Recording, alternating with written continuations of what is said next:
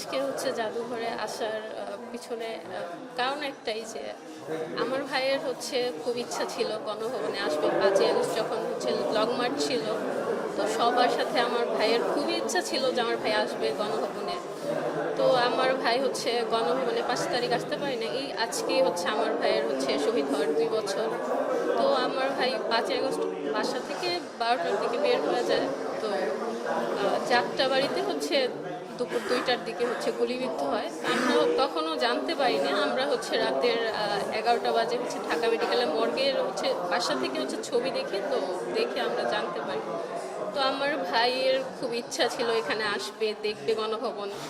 তো আমার ভাই দেখতে পায় নাই। তো এখন আমি হচ্ছে আমার ভাইকে যেখানে আমার ভাই দেখতে পায়নি সেখানে হচ্ছে আমার ভাইয়ের হচ্ছে মেমোরিজগুলো এখানে আছে, সেগুলো দেখতে এসেছি। আসলে এই যে 2 বছর 2টা বছর পার হলো, সেই সময় আপনারা কি আসলে ওকে আন্দোলনে না যেতে বলেছেন কিনা, বা কি ছিল আপনাদের পরিবারের ভূমিকা? আমাদের পরিবারের ভূমিকা ছিল যে ও হচ্ছে আবু সাইদ ভাই যেদিন হচ্ছে শহীদ হন, তো ও হচ্ছে সেদিন থেকেই তার একদিন আগে থেকে ও হচ্ছে যাচ্ছিল আন্দোলনে। তো যেদিন হচ্ছে আমাদের হচ্ছে যাত্রাবাড়ি ওখানে তো প্রথম থেকেই ঝামেলা ছিল অনেক বেশি। তো একদিন সন্ধ্যার পর বাসায় আসছে পরে আমি হচ্ছে জিজ্ঞাসা করছি যে ওইখানে কি অবস্থা। তো আমাকে বলছিল যে আপু, আমাদের তো হচ্ছে অনেকে হচ্ছে সামনে থেকে মারতে আসতে লাঠি ইট নিয়ে মারতে আসতেছিল। তো সবাই আমি হচ্ছে কতগুলা ইট নিয়ে তাদের উপর ইট মারছি। তো আমার পরে পিছনে তাকাই দেখি যে আমার পিছনে কেউ নাই, আমার সাথে জাস্ট একজন মিলে আমরা হচ্ছে মানে ইট মারতেছি। তো আমি ভয় পাইনি, আমি ভয় না পেয়ে আমি হচ্ছে আরো কিছুক্ষণ ইট মারার পর দেখি যে আমাদের পিছনে সবাই আসছে। তারপর আমরা সবাই একসাথে হচ্ছে তাদের দাঁড়াই দিছি। তো আমি তখন বলতেছিলাম যে এত সাহস দেখায় সামনে কেন গেছিস?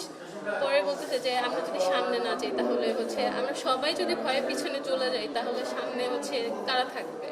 তো আমার বড় ভাইকে বলি যে ভাইয়া দেখো, ও হচ্ছে এইসব করে সামনে সারিতে চলে যায়। তো ভাইয়া ওকে বকা দেয়, বকা দিয়ে ভাইয়া বলে যে তুই হচ্ছে কি জন্য আন্দোলনে যাচ্ছিস? তো তুই কি হচ্ছে সরকারি চাকরি করবি?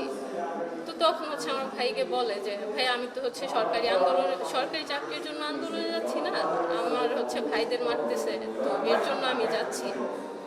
তো সেটা ছিল। তারপর হচ্ছে আমরা কিছু বলতে পারি না, আর ও হচ্ছে আমাদের কখনো বাসায় বলে হচ্ছে যায় নাই। সবসময় আম্মুকে বলতো হচ্ছে আম্মু আমি একটু বাইরের থেকে আসতেছি বলে হচ্ছে একদম পুরা বিকাল সন্ধ্যা পর্যন্ত কোনো খোঁজ খবর থাকতো না, আন্দোলন করে আসতো। তো আসলে আমার সাথে হচ্ছে টুকটাক এটা ওইটা শেয়ার করতো। এখন যখন ভাইয়ের কথা মনে পড়ে আর এই দেশের দিকে তাকান, আপনাদের ভেতরে আসলে কি হয়?